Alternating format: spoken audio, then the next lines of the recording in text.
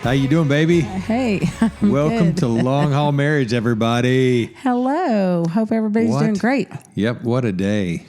Yes, what a day. Man, internet. Yes, I feel like we're Down. on a homestead. We're the pioneers. This is amazing. So, yeah. So our internet has been out almost all day. So about 10 a.m., 9:30, 10 a.m. this morning, it went down.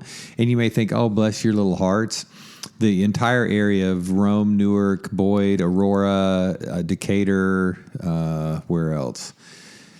I don't know, just all around us. It's all out. So been AT&T, cut. yeah. Some and somebody said something about some global worldwide outage, blah blah blah. But we know our little area is out, and we have AT&T fiber, and which has been great. I think since we got that, made the switch. I mean, we've been AT&T customers for a long time, but we haven't had any at all extended outages. And man, this one. They're saying it is at the recording of this. It's been out all day. This is pretty late at night. We were waiting to see if it would come back up. So they're saying now it could be tomorrow night. So it affected Zoom meetings. It affected our cell phone service. So you may think just jump off Wi-Fi and just connect with your cellular. Nope. That did not work. Don't have that either. And so we've had, when texts aren't coming in, you're not connecting to social media. You can't do Zoom appointments. It was a major pain in the butt. So and then huge trying to inconvenience. reschedule with people. Yeah, rescheduling, and now couldn't get through to them to reschedule. Yeah, to get this podcast uploaded, I'm going to have to drive quite a distance to get Wi-Fi just to get it to upload. So wah. Somebody call the ambulance. But you know what we wanted to talk about is how much of a major inconvenience it has been, and what kind of mood that put us in, which shows the addiction, right? But just how we rely on that. And man, that goes down and all of a sudden you're out of business, man. Obviously if you can't, people couldn't get a hold of their cryptocurrency, Coinbase was affected and Amazon was affected. If deliveries are affected and online shopping's affected, bank accounts, if you can't access your bank, this is pretty sad. I was looking at their backyard going, is there some good soil to start planting? And how soon can we have some tomatoes and cucumbers coming up?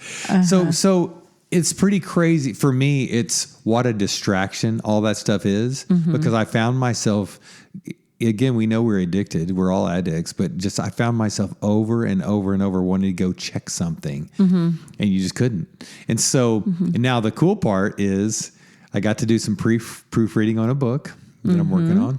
I got to do some major piano playing, not major, but some good time at the piano. So and then a lot of time in nature today. Said, what the heck, man? Let's go outside.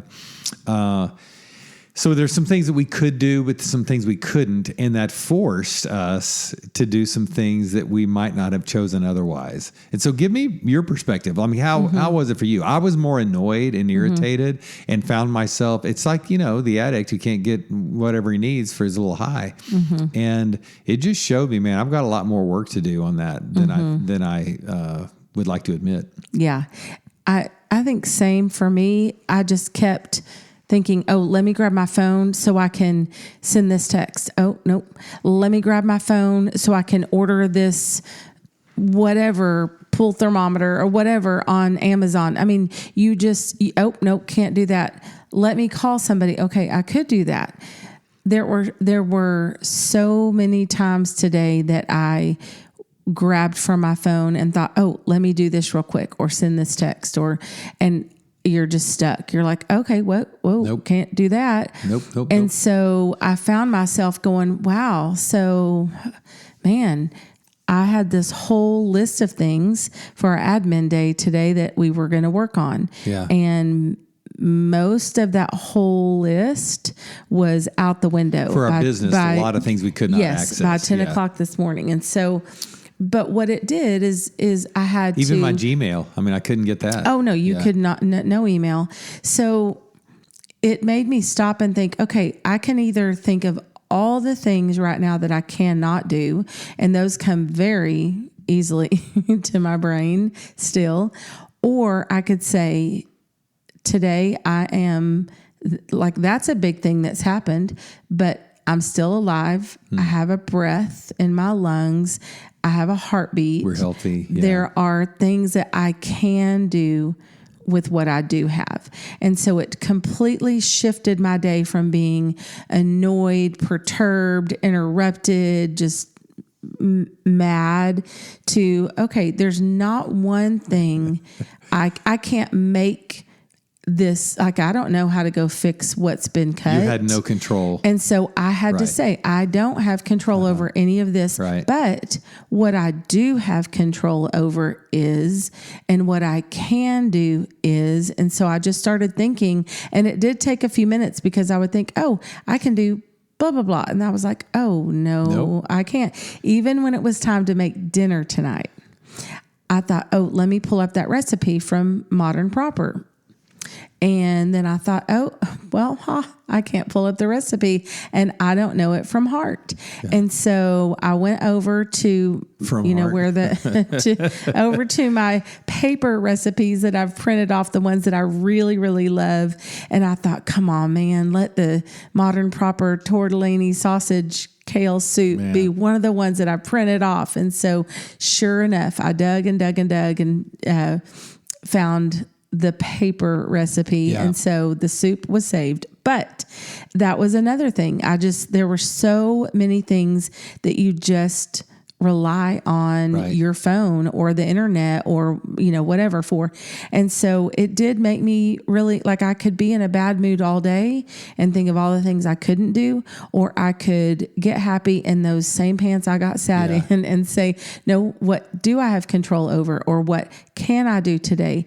And like you said, it does force you to think of things that you wouldn't have done otherwise. Yeah. So I could spend a little longer time in meditation, grounding outside, which is, again, and even just sitting in the sun, which, we need vitamin D. Sunlight's huge, but I mean, I wouldn't have done that. I wouldn't have chosen to do that because we had a busy, busy day. There was a lot on our plate, and it just shows, but I mean, our priorities, how much, is ruled by technology. And we rely on it, of course. And again, we got to work and we have to do our jobs and do our business. But it was, I don't know, it just showed me how much time we spend attached to our phones, our computers, and then, I mean, it did affect us, you and me, our relationship today. I mean, I could just, some of that, we took a little bit of that irritation out on each other. And maybe we can come back to that. But, we didn't let it go too, I mean, it was okay. But it was just, like you said, a little snippy. And, but I think it's interesting. So the last time you've had an outage, I don't know if anybody's noticed, but when the thing, it's not just you're irritated, but then where you go for your irritation, I found myself, okay, so I can't connect. Not only, like, I was proofreading with a literal pen and hard copy. Luckily that I'd proofed and printed out, but I couldn't even get on my Google Drive. You like to edit things online in real time. Yeah. And so I've got to go and basically redo a lot of stuff that I was doing by hand today. But it's like, so when that didn't work, so when you're upset or you're irritated or perturbed, then you'd go, like, your first instinct, grab your phone and go get on TikTok or, go pull up an app and you check your, or get, watch tonight, watch some football. Nope. And it's just interesting the way you end up turning towards things. And when you don't have them, what we've just installed as a habitual pattern in our lives, and it's not good. So I was kind of floored today watching and feeling how I felt.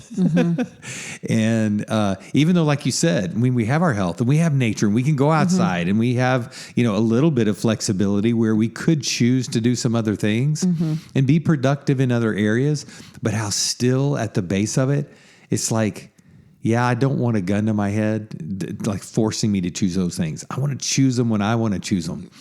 You know, that lack of control. Yeah, there, like I want to choose when to fast. Somebody forced this and you're on like, us. Nope, it was chosen for you today. Yeah. You had a whole social media and work fast or anything that you need the internet for. Along with my food fast that I'm actually doing today. Wow. That was fun. Yeah, it made for a good little, probably more irritable than normal. Bless your heart. So yeah, it was something. Yeah. Look, we're still talking about it. I know. Well, so let's talk about something fun. Well, okay. Can I just say this too? Yeah. So I kind of had a little springboard moment when I went from thinking, okay, if I could shift my perspective like I did today for things I could not do, things that I can't do this, but I can do this. Right. I don't have control over this, but I do have control over this. It made me start thinking of other areas that you feel stuck or feel. So of course, we're always thinking about our marriage and helping people in their marriage. And it made me think of people that they feel stuck in some ways in their marriage or in their lives. I mean, with your job or, where you are with your finances, just a lot of different things. You think, man, I'm not where I want to be, or we're not where we want to be, or where I want us to be. And instead of just focusing on that negative, because what that does is that just takes you down a negative spiral. Like if we would have just focused all day on, man, I can't get anything done, and just be so frustrated all day long, then you just work yourself up into a frenzy. And so it's like if you focus on who your spouse is not being for you, or how they just irritate you all the time, or how your marriage is not where you want it to be, or you're not where you want yourself to be, whatever it is, instead of focusing on that, how can you shift your perspective and begin to think about, okay, here are some things that I can be grateful for in my spouse. Here are some things that they do really well, or that I love about them. What was I drawn to them about in the very beginning? Or what are some things, my life may not look like what I want it to look like, but what are some things that I am so grateful for? And it's like simple. It takes you back to the simplicity of life. It doesn't have to be grandiose. I mean, honestly, today, I know that sounds so silly, when I couldn't get on my dumb phone, I thought, well, I can breathe. That's something. I have a breath. So glad you could breathe today. My heart is still beating, and so it really does take you back to like basics and essentials. And you know what's interesting to me? Really grateful. Yes. Basic essentials, and just what we take for granted sometimes, and we should be more thankful for. What was interesting to me is how when we were disconnected technologically from a lot of things, I felt more disconnected from you. It was interesting because you kind of, it's one of those deals. Yeah. Just think of when your power's out or a snow day, something throws you off. It's a disruption. It's an interruption. It's something that throws you off. It was not in your game plan for the day. And all of a sudden, you got to pivot, man. You've got a detour. We've talked about that a lot. But today, it's just like, wait, we're in 2025. This should not be happening. It's like, get it going, man. Get it. But the fact that we had so many things going on, and it kind of disrupted our rhythm, our day, our flow. Yeah. So, but then how I kind of grieved that, how I had to deal with it, you kind of go back to some basic instinct, like survival mechanism or coping mechanisms, right? And I just saw, I went in a lot more kind of isolated than I wanted to be. And when I'm bothered, I don't really want to bother you. You're busy. You're kind of coping in your way. You're trying to kind of figure out how you're going to pivot. Right. Yeah. And it was interesting. We didn't come together a whole lot. Yeah. So there's a lot of little lessons that I'm just trying to glean from today and looking back over it. And I literally think I could have done today a lot better. Mm-hmm. And it's I think if this did continue, so I think back to the snowstorm that we had when everything when everything went out. Yes. And then also during COVID, at the very beginning, I feel like a mouse in a maze, like you're just running to this corner and no. And so it takes you a minute to find your bearings and to go, okay, wait just a second. I can do this. We can do this. And here maybe setting up a new rhythm.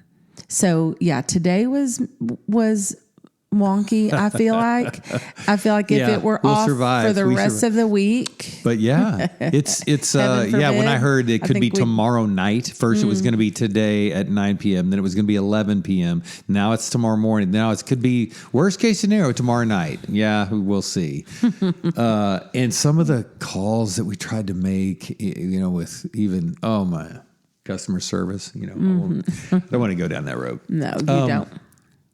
So what's interesting is how that threw us off. But then when I said we didn't come together, sorry, I was looking at that. Another distraction technologically. Mm-hmm. So I said, I don't want to be, just in a bad mood recording this because we kept waiting and waiting for some good, news on our AT&T. But we said, we got to just jump in and I'll figure out how to get it uploaded. So we wanted to go ahead and record. And so you said, hey, how about talking about weddings and premarital counseling? And so I want to come back to that and let you talk about that. But when we were not together, you went outside and we were going to spend some time outside and grounding. And you came back in and we talked. I don't want to, go too deep into kind of what we were talking about, but that connected us. And that was a really, really sweet moment. But I realized that was the reason why we connected on that. It was because it was just a very, very personal thing where you and I had shared things about each other that we really appreciate. And that was just a kind of a cool, again, we've said it before, when you're just expressing gratitude, you're thankful for what you love about your partner. And then you not only think about it, but then you express it. It takes away, I always say it's the antidote to suffering. It takes away some of that bitterness, that resentment, that annoyance, that irritation, whatever that could build up and compound, over time. It's just an immediate kind of eraser to some of that stuff. Yeah. And so that was cool, and I appreciated that. Yeah, me too. So what do you want to talk about with the man? We've had a lot of weddings. It is the season. So I had October 3rd, October 4th. We did one the 18th, which was Saturday. And then I've got another one on October 25th coming up this Saturday. And man, we love doing those. We do them together. Not that we officiate the ceremonies together, but you're always there. And if you're officiating, I want to be there. It's just the cool thing that we go and we obviously celebrate and, the ceremony, but then the after party, the reception, we're there just celebrating together. And what a cool thing just to pour in these couples. A lot of times we do their premarital first.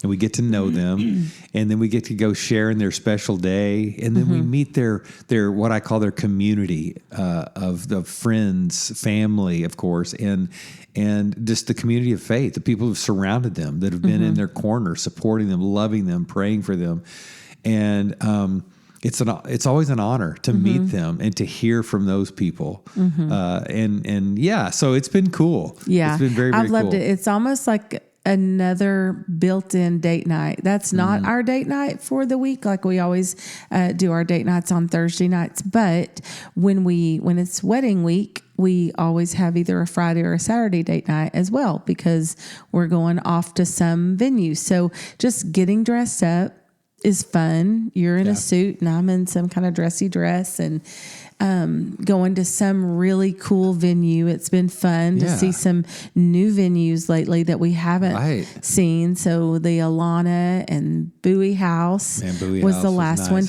Another one, I don't remember. You said you remember it, but this coming Saturday is at the Laurel in Grapevine, and I don't remember that, but you said we've been there. So we've already got 5 weddings scheduled for 2026 and one at Bella Cavalli. We and 2 more just coming up next month in November too. Oh yeah, 2 more in November. Anyway, kind of fun to just get dressed up and have a date night. And we're in that season where we don't have little guys that we've got to get situated, all of our little guys are taken care of, and just a fun kind of night away. And like you said, getting to be a part of these couples' lives, many of them we've done premarital with. So we see the longer we go with them and the closer we are to the wedding, they're getting kind of nervous and giddy and excited. And so we say, hey, it's going to be okay, and so it's almost like, I feel like when we see the couple, like they're surrounded by very good friends and family,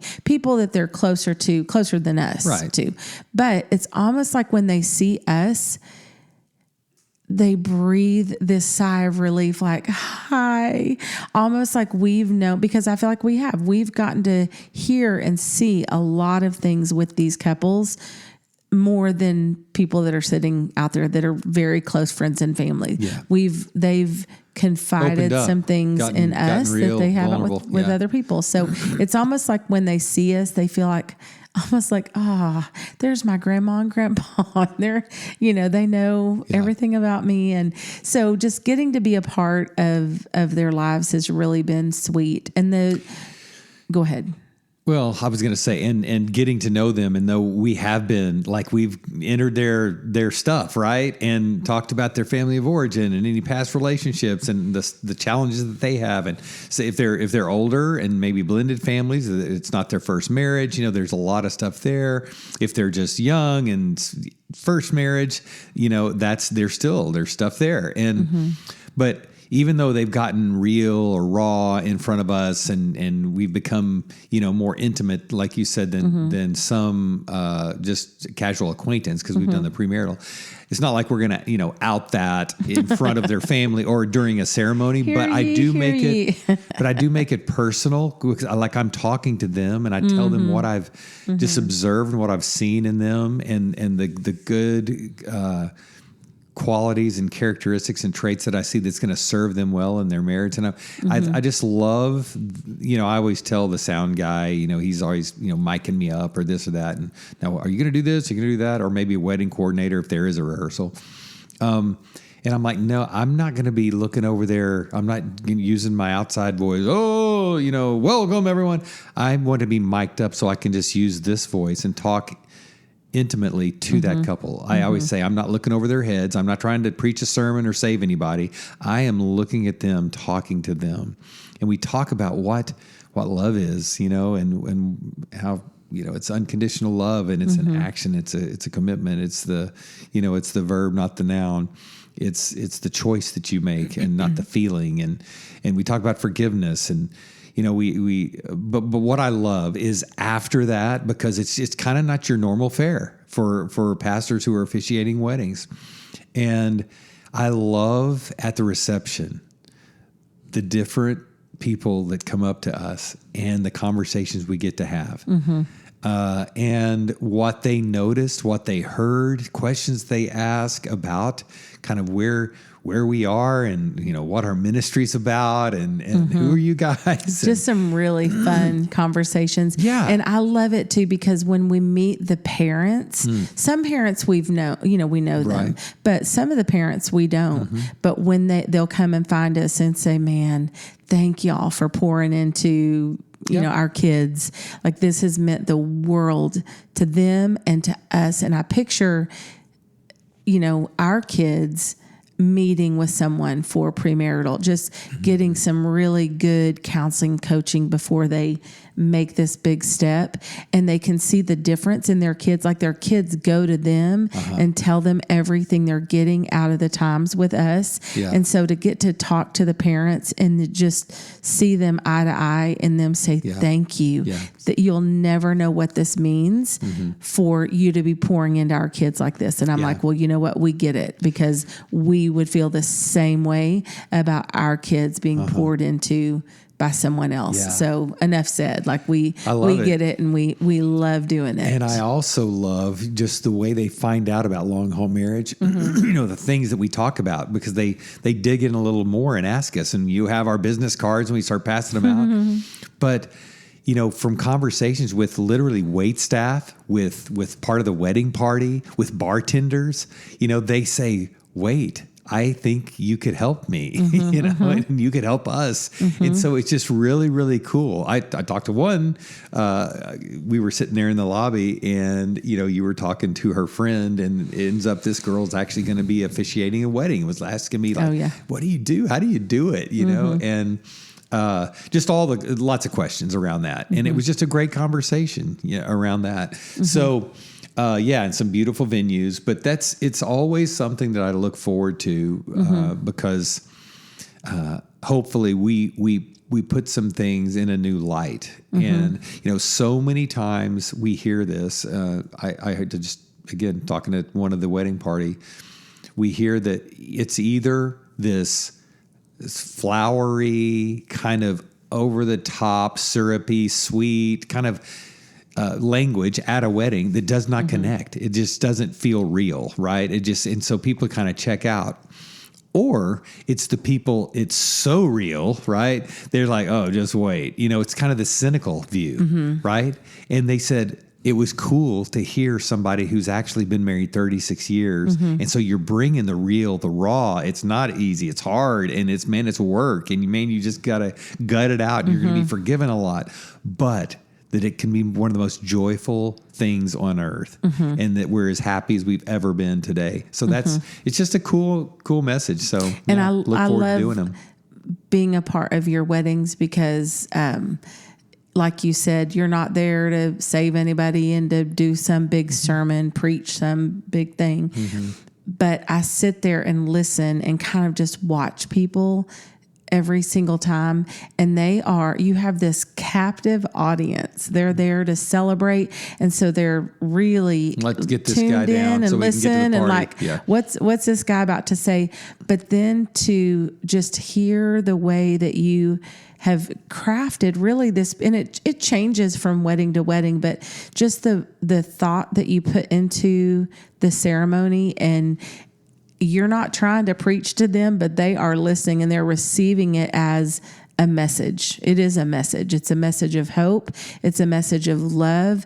And so I would put it against any Sunday morning preacher standing up there, you know, saying something from the pulpit, any day. Because I think, man, and that's what we hear a lot after the service. People going, man, I've never been a part of a wedding. I've been to a lot of weddings and I've never heard anything like this before. Thank you. This was real, like the best I've ever, blah, blah, blah, so blah. You have anyway. This older gentleman, older than me, an elderly gentleman who walked up to me first thing and stopped me. He could have, not said a word, right? But he stopped me and made a point. And I just thinking about he and his wife, and you could tell they've been together a long time. He just looked at me and said, thank you. Thank you for telling the truth. Thank you for being so honest. He said, and he did. He said, man, that was amazing. So you've got this older gentleman who says that. Then you've got this, you and I met the young, mid-20s, late 20s, who said, wow, thank you so much. That was really, really good. And then we have the girl who comes and talks to us about her previous relationships, right? Because of something I said. So the first two people, the young girl and the older man, the part of the ceremony that they actually mentioned specifically that resonated with them, that they just said, wow, I'd never heard that, or that was really cool. I'm so glad you said that. Then this was another whole part. And she just said, because you said that, it opened the door for her to talk. And we were sitting there doing, counseling with a girl at the table. And then I was about to leave, we're in the bathroom, and the guy, follows me in there, ends up, he's sharing with me about he's been married 3 times and talked about how, man, that made me really evaluate some things. Some things you said made me really look at myself and reevaluate some things that I've been thinking about. And it's just, that is so, so cool. And so, one of the things I wanted to talk about is, one of the themes that keeps coming up at these weddings are the people who have been to, they were married and they're divorced now, right? And obviously that's a lot of people in our culture. And so I think what I want to do is we kind of teased it up last time. We've got some guests coming on, but we are going to be talking to some couples very, very soon about going through a divorce, and one of them, they're not remarried, and just their experience of going through that divorce. Another one that are remarried, right? They've been married and divorced and now are remarried. And so the blended family. But then I want to talk about as well, infidelity. I want to talk about, because we have seen numerous couples who have walked through the devastation of infidelity. And somebody just sent me a podcast tonight. She said, man, I want you to listen to this. It's one of our supporters and clients. And she said, I want you to listen to this. It just fell in my lap, and it's really, really good. Cool. And she and her husband have walked through infidelity, and it's part of their testimony. And they've had restoration and redemption in their marriage. And but because she sent that, it reminded me how many people are dealing with that and have dealt with that. And of course, we're seeing couples all the time that have gone through that. But I think it would be good. Obviously, we're not going to share any details that are telling, or any names, obviously, unless the people come on here and want to be interviewed. But we can be generic enough, and it's such a universal thing, that the stuff that we walk through, kind of the steps that we walk through with these couples. I just think it would be helpful for people who are dealing with that silently, who have never, they're devastated, or they're ashamed, they're embarrassed, or they don't want to admit that they've gone through that, or they they're just not at the point of seeking help yet. Some people may suspect that and don't know for sure. There's just so much to talk about, but especially once that bomb has been dropped, the discovery has been made, whether a spouse found it out or a spouse confessed. There's just so much work that has to be done, to restore there. But we've seen, if the couples are willing to do the work, what it can do. We always say it's not a restoration of an old. That old is gone. The covenant's broken. It's a new covenant you're entering into, and you're rebuilding something brand new. You literally are building something brand new. But it may sound all, redemption and restoration, but man, it is brutal. And some people choose not to go through that. And it's not that they don't want to. They just, it's like, man, I can't. Yeah. They just don't know how to get over the trauma of it. So it's very, very hard to forgive. And what I've seen is the couples that we've walked with post infidelity, it's almost like you really truly need to have a guide. Somebody that is absolutely, that can walk with you, that knows all the ins and outs of all your stuff, but they're not in the big middle of it. Like if you two together just are trying to guide yourself through it, I'm sure it's definitely been done, but I think it is going to be harder. I think it will be so much easier and smoother to move through it, because you're both, it's just so emotionally charged that it's really helpful to have someone to help guide you through it. To go, okay, this is where you are right now, but let's keep the picture of how far you've come and this decision that you've made to move forward, and just keep that hope in front of them. I just think it's been so helpful to to help So we're guide going to go people. through all that stuff on let's do it on our next episode because because of we've had one reschedule. So let's go ahead. And so I'm teasing that up just so if you are a listener and you have gone through infidelity in your marriage or you know someone who has, share the podcast with them and make sure they're listening on our next episode because we're going to be talking about what we've seen as we work through with so many couples.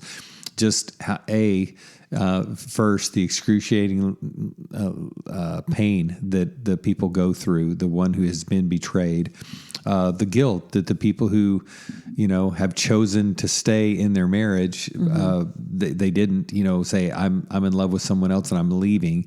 They regret and they have fallen on their sword and are admitting all of, feeling horrible about what they've done. And, but the guilt that they struggle with. And then just that trauma, the PTSD, learning to build trust again, having to go over all the like I said, the discovery phase, where you're kind of that discovery window that's open and needing to know what all happened, when it happened, how long. And then just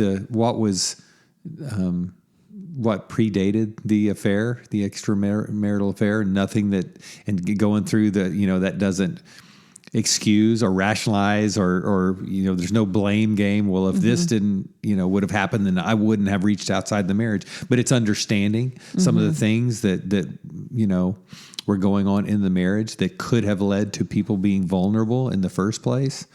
But there again, we'll qualify tons of stuff around that. And then just how to rebuild and what that looks like. And like you said, kind of what are the guideposts along the way to help them know. And if nothing else, for these people that think it should be, hey, I've confessed and it's over, hey, let's be done. But just the timeline on a lot of it, how long it can take. How long of a process that can be to work through it to where people feel like they're truly on the other side of it and have built something new. So we're going to talk about all of that next time. So we've talked about internet outage, sweet new couples that are premarital and weddings and all that, to infidelity. And so I love that about. I don't love the internet outage, but I love the gamut, the wide array of couples that we get to work with and serve from and everything in between. It's amazing. And it's all of it. Let's keep doing it. Yep. All right, babe. Let's get that internet up and running. All right, let's do it.